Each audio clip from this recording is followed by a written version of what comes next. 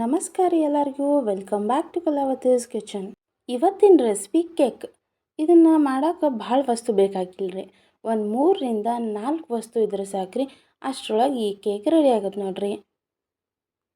ಇದನ್ನು ಮಾಡೋದು ಹೆಂಗೆ ನೋಡ್ಕೊಂಡು ಬರೋಣ ಬರ್ರಿ. ಮೊದಲಿಗೆ ಹಿಂಗೊಂದು ಬೌಲ್ ತೊಗೊಂಡು ಅದಕ್ಕೆ ಬಿಸ್ಕೆಟ್ ಹಾಕ್ಕೊಳ್ರಿ. ನಾವಿಲ್ಲಿ ತೊಗೊಂಡಿರೋದು ಓರಿಯೋ ಬಿಸ್ಕೆಟ್ ರೀ. ಇದನ್ನು ಒಂದು 6 ಪ್ಯಾಕೆಟ್ ತೊಗೊಂಡಿವ್ರಿ. ನಿಮಗೆ ಕೇಕ್ ಎಷ್ಟು ಬೇಕು ಅನ್ನೋದ್ರ ಮೇಲೆ ಬಿಸ್ಕೆಟ್ ಪ್ರಮಾಣನ ಹೆಚ್ಚು ಮತ್ತು ಕಮ್ಮಿ ಮಾಡ್ಕೊಳ್ರಿ. ಈಗ ನೋಡ್ರಿ, ಈ ಬಿಸ್ಕೆಟ್ ಒಳಗಿನ ಕ್ರೀಮ್ನೆಲ್ಲ ಸಪ್ರೇಟ್ ಮಾಡ್ಕೋಬೇಕ್ರಿ. ಹಿಂಗೆ ಒಂದು ಚಾಕು ಅಥವಾ ಒಂದು ಸ್ಪೂನ್ ತೊಗೊಂಡು ಹಿಂಗೆ ಕ್ರೀಮ್ನೆಲ್ಲ ಸಪ್ರೇಟ್ ಮಾಡ್ಕೊಳ್ರಿ ಎಲ್ಲ ಬಿಸ್ಕೆಟ್ನಿಂದ. ಆಗ ಈ ಬಿಸ್ಕೆಟ್ ರುಬ್ಬಕ್ಕೆ ಈಸಿ ಆಗುತ್ತೆ ರೀ. ಅಷ್ಟೇ ಅಲ್ಲ, ಈ ಕ್ರೀಮ್ನ ನೀವು ಮೇಲೆ ಕೇಕಿಗೆ ಡೆಕೋರೇಟ್ ಮಾಡೋಕ್ಕೂ ಯೂಸ್ ಮಾಡ್ಕೋಬೋದು ರೀ. ಈಗ ಹಿಂಗೊಂದು ಜಾರ್ ತೊಗೊಂಡು ಅದಕ್ಕೆ ಸಪ್ರೇಟ್ ಮಾಡ್ಕೊಂಡಿದ್ವಲ್ರಿ ಬಿಸ್ಕೆಟ್ ಎಲ್ಲ ಕ್ರೀಮ್ನಿಂದ. ಆ ಬಿಸ್ಕೆಟ್ಸ್ ಎಲ್ಲ ಹಿಂಗೆ ಸಣ್ಣದಾಗಿ ಮಾಡಿ ಹಾಕೋಬೇಕ್ರಿ. ಇದನ್ನೆಲ್ಲ ಒಂದು 2 ಸುತ್ತು ತಿರುಗಿಸ್ಬೇಕ್ರಿ. ನೋಡ್ರಿ, ಇಷ್ಟರ ಮಟ್ಟಿಗೆ ಪುಡಿ ಆದ್ರೆ ಸಾಕ್ರಿ. ಪುಡಿನೆಲ್ಲ ಒಂದು ಬೌಲಿಗೆ ಹಾಕ್ಕೊಳ್ರಿ.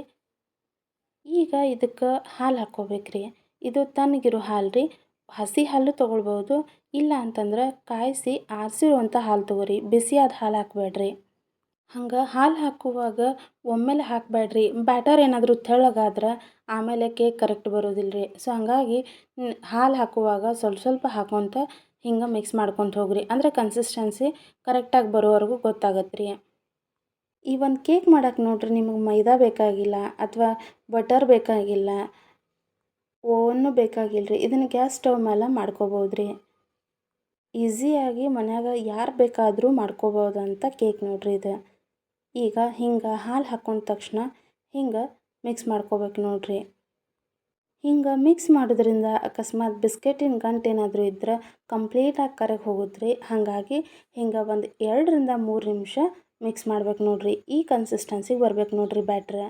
ಈಗ ಇದಕ್ಕೆ 1 ಪ್ಯಾಕೆಟ್ ಈನೋ ಹಾಕೊಳಕತ್ತೀವಿ ನೋಡ್ರಿ. ಇಷ್ಟಾದ್ರೆ ಸಾಕ್ರಿ ಈನೋ. ಈಗ ಈನೋ ಹಾಕಿದ ನಂತರ ಮತ್ತೊಂದು ಸಾರಿ ಹಿಂಗೆ ಮಿಕ್ಸ್ ಮಾಡ್ಕೊಳ್ರಿ. ನೋಡ್ರಿ, ಇಲ್ಲಿ ಒಂದು ಬೊಗಣಿ ತೊಗೊಂಡಿವ್ರಿ ಸಣ್ಣದು. ಅದಕ್ಕೆ 1 ಟೇಬಲ್ ಸ್ಪೂನ್ ಎಣ್ಣೆ ಹಾಕ್ಕೊಂಡು ಹಿಂಗೆ ಕೈಲಿ ಎಲ್ಲ ಕಡೆ ಸ್ಪ್ರೆಡ್ ಮಾಡ್ಕೋಬೇಕ್ರಿ. ಈಗ ಇದಕ್ಕೆ ಒಂದು 2 ಟೇಬಲ್ ಸ್ಪೂನ್ ಆಗುವಷ್ಟು ಮೈದಾ ಹಿಟ್ಟು ಹಾಕ್ಕೊಂಡು ಹಿಂಗೆ ಅದನ್ನೂ ಅಷ್ಟೇ ಎಲ್ಲ ಕಡೆ ಸ್ಪ್ರೆಡ್ ಆಗೋಂಗೆ ಮಾಡ್ಕೋಬೇಕು ನೋಡ್ರಿ.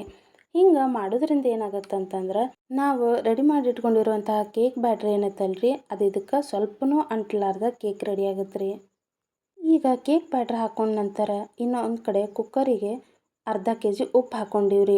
ಉಪ್ಪು ಹಾಕ್ಕೊಂಡು ಇದನ್ನು ಎಲ್ಲ ಕಡೆ ಸ್ಪ್ರೆಡ್ ಮಾಡಿಕೊಂಡು ಕರೆಕ್ಟಾಗಿ ಒಂದು 5 ನಿಮಿಷ ಈ ಕುಕ್ಕರ್ ಸ್ವಲ್ಪ ಬಿಸಿ ಆಗೋವರೆಗೂ ವೇಟ್ ಮಾಡಿರಿ.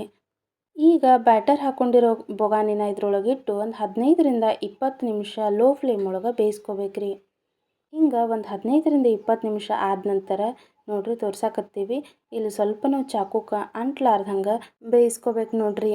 ಈಗ ನೋಡಾಕತ್ತೀರಲ್ರಿ, ಇಷ್ಟು ಕೇಕ್ ರೆಡಿ ಆಗತ್ತೆ ರೀ. ಈ ಕೇಕಿಗೆ ನಿಮ್ಮ ಇಷ್ಟ ಬಂದಂಗೆ ಇದನ್ನು ಡೆಕೋರೇಟ್ ಮಾಡ್ಕೋಬೋದು ರೀ. ಇದಕ್ಕೆ ನಾವು ಒಂದು 20 ರೂಪಾಯಿ ವೈಟ್ ಚಾಕ್ಲೇಟ್ ತೊಗೊಂಡು ಅದಕ್ಕೆ ಸ್ವಲ್ಪ ಕೋಕೋ ಪೌಡ್ರ್ ಆ್ಯಡ್ ಮಾಡಿ ಅದನ್ನು ಹಿಂಗೆ ಮೆಲ್ಟ್ ಮಾಡ್ಕೊಂಡಿವಿ ನೋಡ್ರಿ. ಅದನ್ನು ಹಿಂಗೆ ಸ್ಪ್ರೆಡ್ ಮಾಡ್ಕೊಳತ್ತೀವಿ ಚಾಕುವಿಂದ. ಆಗಲೇ ಹೇಳಿದ್ವಲ್ರಿ, ಅದು ವೈಟ್ ಚಾಕ್ಲೇಟ್ ರೀ.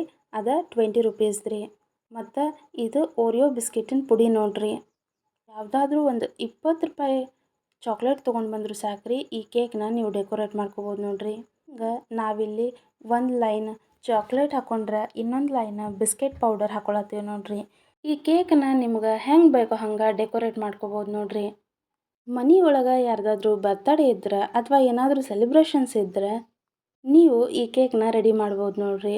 ಒಂದು 5ರಿಂದ 6 ಬಿಸ್ಕೆಟ್ ಪ್ಯಾಕೆಟ್ ಮತ್ತು ಒಂದು 20 ರೂಪೀಸ್ದು ಚಾಕ್ಲೇಟ್ ತೊಗೊಂಡು ಬಂದುಬಿಟ್ರೆ ಸಾಕ್ರಿ, ಇಷ್ಟು ದೊಡ್ಡ ಕೇಕ್ನ ನೀವು ಮಾಡ್ಬೋದು ನೋಡ್ರಿ. ನೋಡಾಕತ್ತೀರಲ್ರಿ, ಈ ಕೇಕ್ ಎಷ್ಟು ಕರೆಕ್ಟ್, ಎಷ್ಟು ಪರ್ಫೆಕ್ಟ್ ಬಂದೈತಿ ಅಂತಂದು. ಈ ರೆಸಿಪಿ ನಿಮಗೆ ಇಷ್ಟ ಆಗಿದ್ರೆ ವಿಡಿಯೋನ ಲೈಕ್ ಮಾಡಿರಿ, ಶೇರ್ ಮಾಡಿರಿ.